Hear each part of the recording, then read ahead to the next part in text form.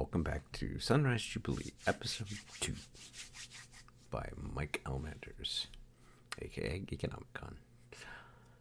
As a geologist, Jubilee had lived a rather mundane existence on Earth.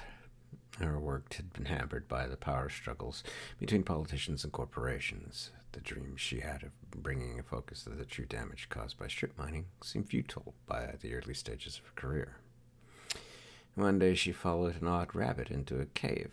Within, she found a shimmering field of light. After poking it with a stick, she found herself standing in the middle of a city made of volcanoes, chasms, and gems. Upon that ridge, her worries faded. The need to explore grabbed at her. Within an hour, she found dwarves, hares, orcs, and more. Within a day, she understood she was no longer Earth, but a world called Mourn. The denizens seemed worried about the shimmer that had brought her to their world. She showed them where it was, never flinching as the local wizard sealed the rift. Within a week, she decided she had found her true calling. She had found a home. It had taken a few months for her to absorb the knowledge of how things worked on Mourn. There was no monetary system, but rather a focus on helping out where you could. People took what they needed, giving back as a way of payment. As a geologist, she fell in with the people of the underground.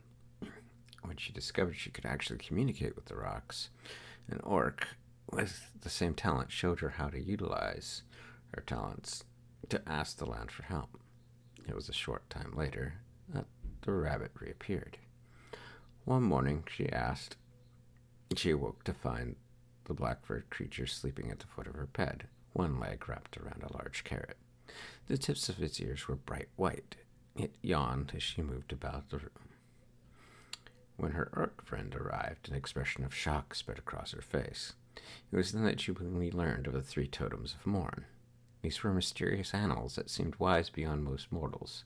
Animals that were, in essence, immortal. There was a llama, named Gertrude, a jellyfish named April, and there was the rabbit, Frith. The latter was fond of the underground. He liked to attach himself to new heroics. Surprised but happy, Jubilee set about designing a set of gear to wear that would mark her as a heroic. Her mentor assisted, and by the end of her first year, the underground greeted their newest protector, Sunrise Jubilee. I'll see you all in the near future, and thank you for listening.